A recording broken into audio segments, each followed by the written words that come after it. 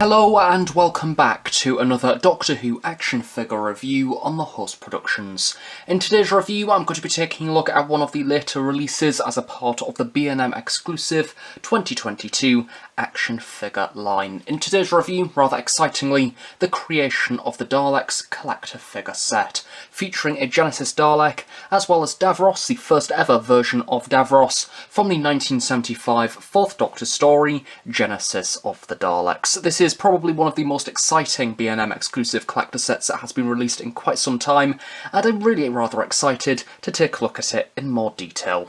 So before we take a look at the contents of this rather exciting set, let's take a look at the packaging, and I'm very pleased to see we have a return of a very familiar design, and that is of course the lovely plastic window, allowing us to see the figures on the inside of the box whilst also protecting the contents. The top hand corner, and probably for one of the last times, we have the inclusion of the 13th Doctor era logo in the stacked formation. Much like the history of the Daleks collector sets, we have a TARDIS graphic on the side of the box as well as extending around to the side. Bottom of the window presents the usual B&M limited edition sticker. Then towards the bottom of this we have the title of the set, Creation of the Daleks, but note this has no number attached to it. However, do note, flipping up the box to take a look at the base where there is some company information, the contents list does seem to make a point of noting that this is the Wisher variation of Davros, which to me suggests there is likely more releases in this series to come in the future. Towards the bottom of the box we have the Couch Options logo, as well as stating that this set is from the highly popular story Genesis of the Daleks from 1975. As for the top of the box, this continues exactly the same information. You know the drill by now. Flipping around to the back we have exactly the same layout to usual, with some accompanying text. This states a little bit of information about Genesis of the Daleks as an actual story, as well as Davros, and due to the lack of pictures on the back it does look a little bit bland. If you've seen my other reviews, you will know I absolutely hate the new amendments to the History of the Daleks set packaging, and I think that this set is a prime example of how good the alternative looks. Instantly, to me, this product looks like a higher quality piece of merchandise. It stands out on the shop shelf, the figures are nicely and safely displayed, the accessories are in prime position, the inclusion of that unique backdrop in the background instantly makes me want to buy this set. It feels like a collector's piece, it feels like something that I would actually want to purchase, as opposed to the History of the Daleks sets, which look like they've just been shoved in a box with very little care. Upon opening the packaging, you are greeted by this lovely background, which is of course a rugged Skaro landscape where Sarah is peering over the wall as Davros tests out one of his first Daleks, a very notable moment within Doctor Who history, and it's nice to see it displayed here. Again, things like this with a little sky in the background are absolutely superb and remind me of the Forbidden Planet exclusive series way back in the day, so instantly from the get-go, from opening this product, I'm put into a good mood that a lot of thought and dedication has gone into the creation of this piece. So let's start off this review a little bit differently by taking a look at Davros first, because he's the most exciting figure of the set, and I will be completely honest, I've been reviewing this set alongside the recent History of the Daleks collector sets, and I'm sick of the sight of Dalek figures by this point, so at least, you know, this one is Dalek in nature, but it is still considerably different. So a little bit of a trip down memory lane. This specific version of Davros has only been released once before, and that was a part of the Forbidden Planet exclusive Genesis of the Daleks collector set, alongside 2 Daleks and the 4th Doctor, as well as a Khaled mutant. The sculpt was then later adapted for the Destiny of the Daleks collector set, sporting exactly the same head sculpt, however with some paint application revision to reflect his appearance from that story. And of course the main sculpt of the chariot and the body was also used as a part of the 80s Revelation and Resurrection collector sets, and other than that it hasn't seen a release since, so this is a very exciting re-release for those who perhaps weren't collecting those many years ago. In keeping with the theme of the B&M exclusive series, this figure is not a direct reissue of the original release. It does in fact feature a number of paint application changes, so for those collectors who do have the original, thankfully the rarity of that original release is somewhat retained, whilst also providing a good opportunity for newer collectors to get this Davros figure. So very much like how we do with the Daleks, we're going to start off at the very bottom where we have the usual skirt section. Pairing side by side, as you can quite obviously see, the hemispheres on a Dalek are a lot bigger. The skirt is in fact considerably taller, but also the fender is a completely different sculpt. So although similar in appearance at first glance, this is in fact a very different design. Despite being a different sculpt, your usual Dalek themes do of course continue. Starting off at the very bottom, we have the considerably bulky fender. This has been initially sculpted in a black plastic, as you can see here, with this trim at the very top. However, the vast majority of the actual piece has been painted a lovely vibrant silver. It kind of has that shiny finish that a lot of the B&M exclusive Daleks have, kind of that chrome effect, which I think certainly works very well.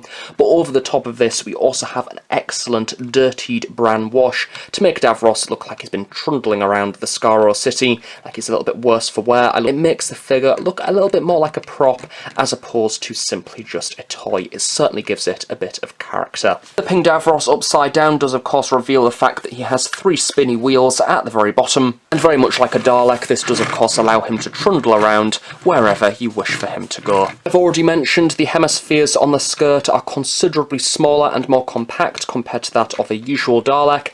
These have been given a lovely silver highlight which really does stand out on that matte black base. These are rather well painted, there's not really too much to them. Very much like how I have mentioned within my reviews of the history of the Daleks collector sets, if you can find a way to get to store and purchase this in person, I definitely recommend doing so, because I have noticed in particular that my Davros does have a number of paint bleeds here and there, including the silver scratch ring up the back of the base. There's also a number of silver flecks kind of dotted around the black section of the skirt, which is a little bit of a shame due to that darker colour. It really does rather stand out. Due to the reuse of sculpt, this Davros does of course retain a special feature that was originally included on the Forbidden Planet exclusive release, where you can press this hemisphere here to reveal this panel underneath. The panel itself is very small, sculpted in a black plastic, complete with 2 silver hemispheres, and we also have the little clip there towards the back. Something that I do recall from the original Davros releases is that this panel can in fact get a little bit fiddly and pop out by itself, but something with this 2022 version, and an improvement, seems to be it goes in rather sturdily, and it doesn't seem to want to budge, which is great. Under the panel reveals another black piece of plastic, but this time round we have various components and wires sculpted into it to kind of reveal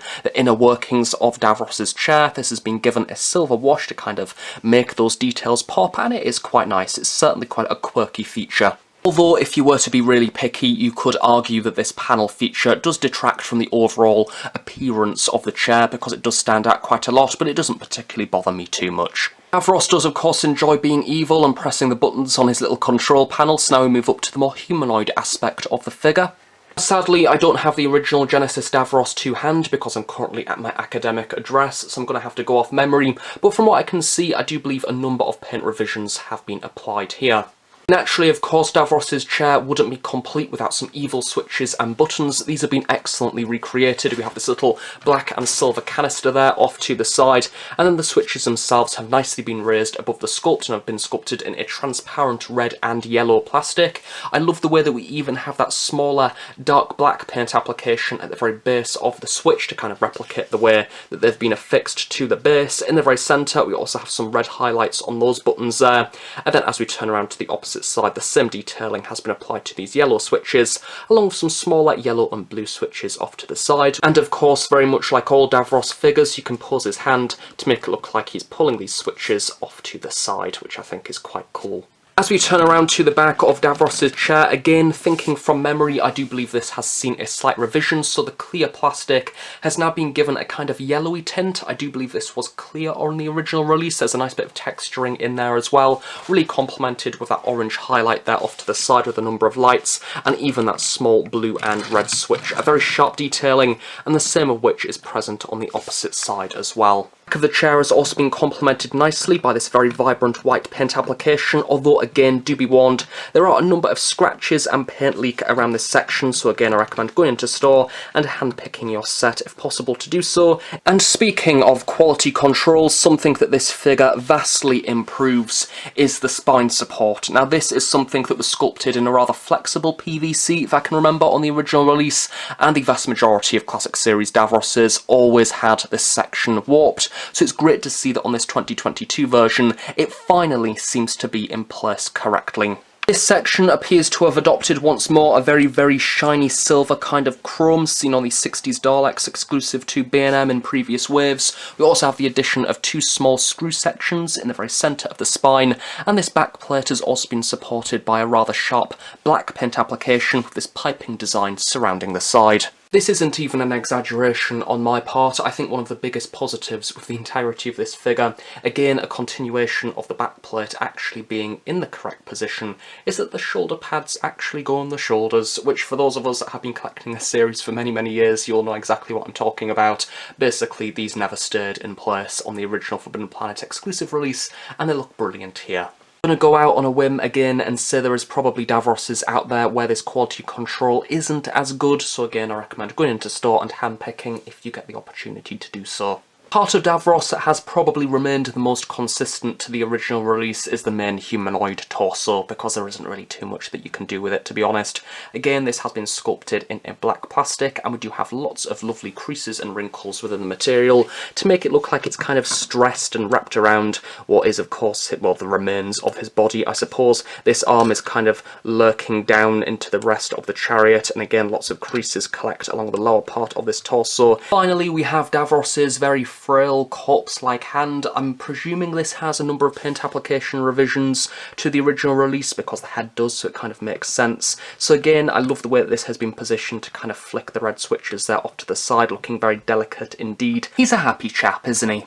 He's utterly miserable, and I absolutely love it. I think that this head sculpt is and always has been absolutely superb, and I really do love what they've done with this 2022 variation. I think the presentation on the original release is also really good. However, the revisions that have taken place on this latest version really accentuate the details on the face, and to me, I think from memory, it actually pops a lot more than the original. In particular, the creases and wrinkles around the face, surrounding the mouth, look absolutely superb. We have all these different levels within the face, which really draw attention to basically how dead he looks, to be quite honest. At the very middle of these very sunken eye sockets, which I think make the piece look incredibly spooky, actually, because he does literally look like a decaying corpse. We have this lighter brown, which has been used as a base, and then a series of darker washes that have been applied over the top. Some are more dark than others. So, for example, that darker wash on the forehead looks a lot more prominent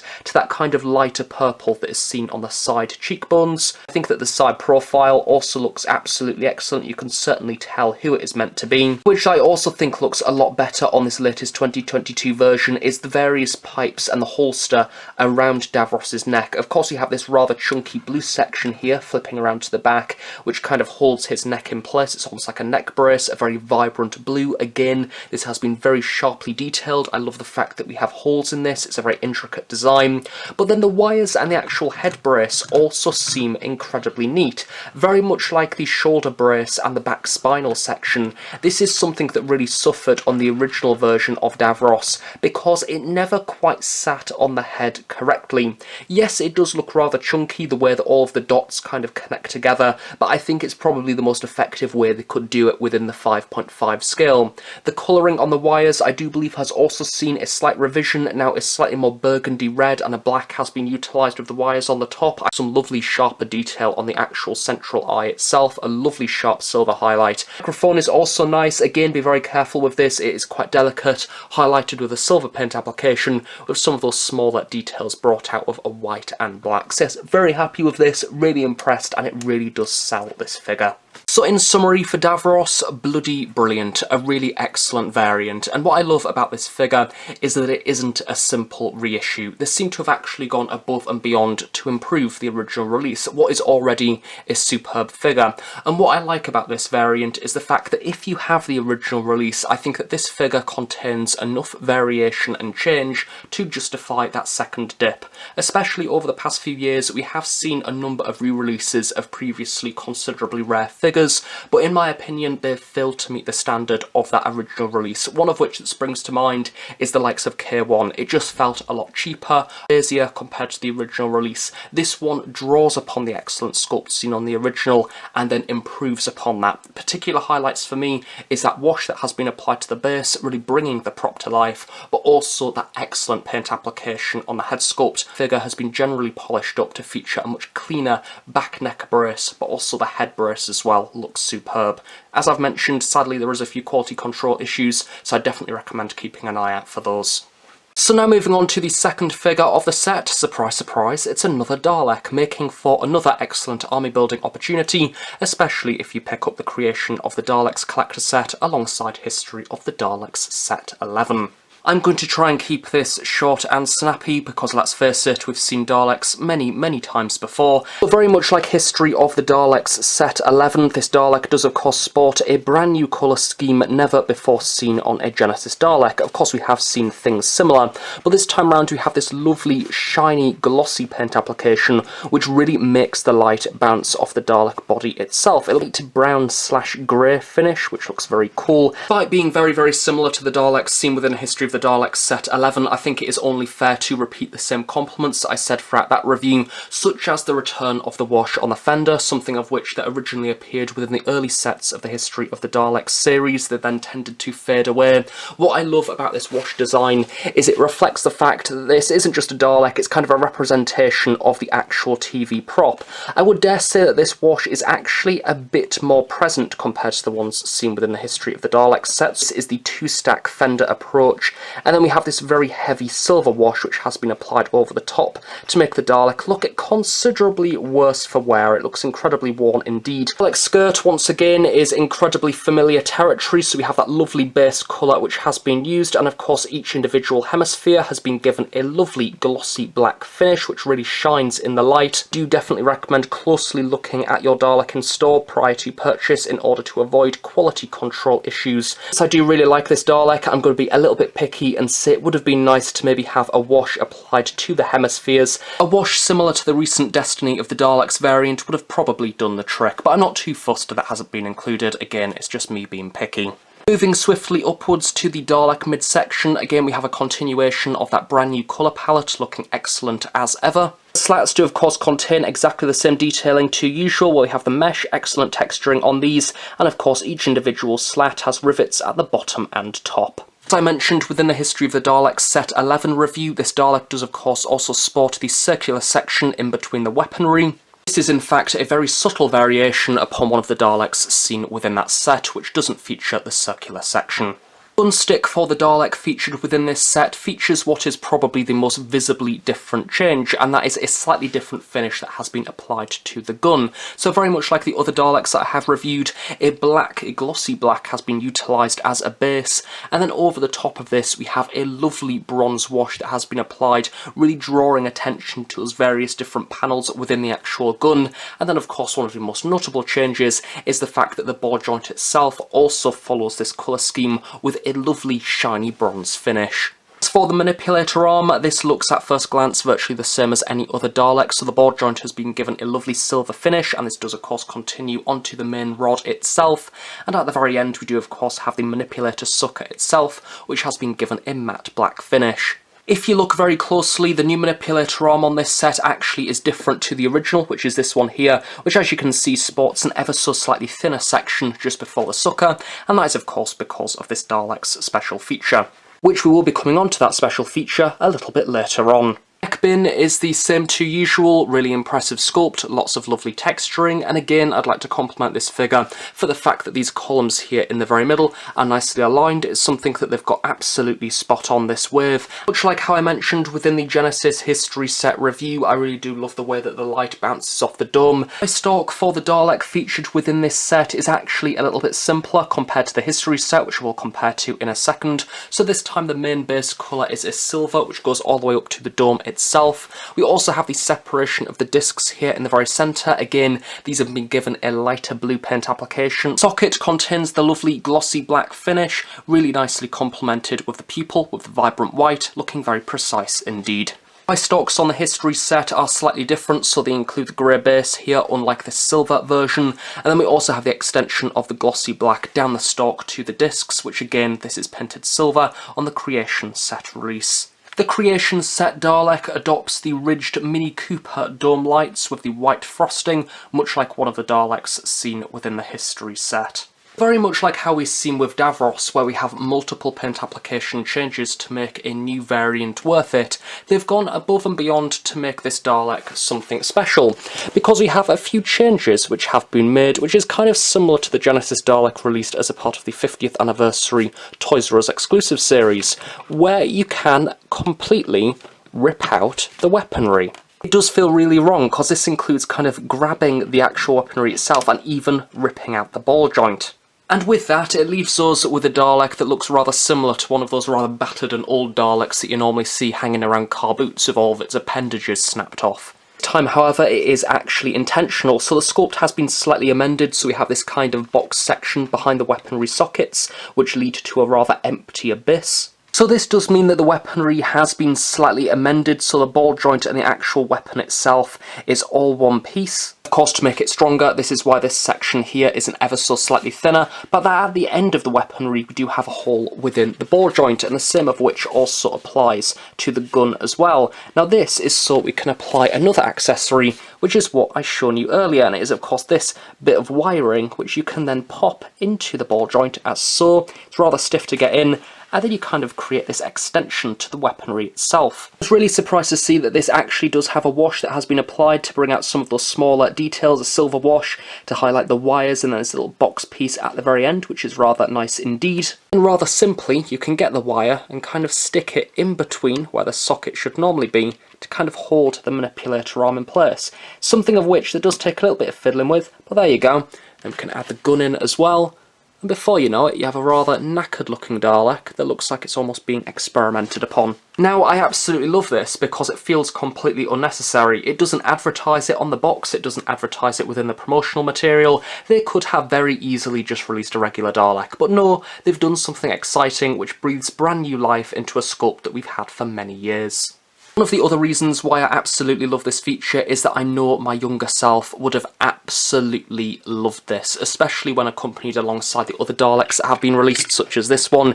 You can really recreate like a Dalek battle zone or some scenes from Genesis of the Daleks. If you really wanted to, you could also get Davros involved, and I think that you could make a really cool display scene. Above all, I love the fact that this set has so many display options, but also so much play value. It caters to two very different types of audience in a really effective way.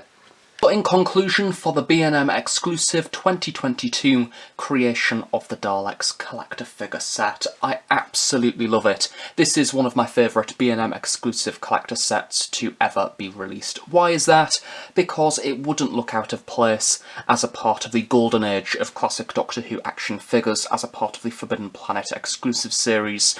Both of the figures within this set have brilliant paint application, but also both figures are worthy variants to figures that we've seen released before. The Davros figure is absolutely superb, and I love the way that the paint has been applied to both the head, but also that additional wash on the fender. Equally for the Dalek, exactly the same compliment to the Daleks as seen within the history of the Daleks set 11. I absolutely love the new colour palette which has been used and the way that it looks glossy and shiny, but also I love the feature with the extendable appendages and the way that you can remove the manipulator arm and gun. Adds an element of play factor to this product which is absolutely perfect for the younger audience, but also a really exciting display option for Doctor Who action figure collectors, regardless if you are someone who already has the original counterparts of these figures, even someone who is purchasing these characters for the first time. I really do love this product. I highly recommend it if you see it in your local B&M stores,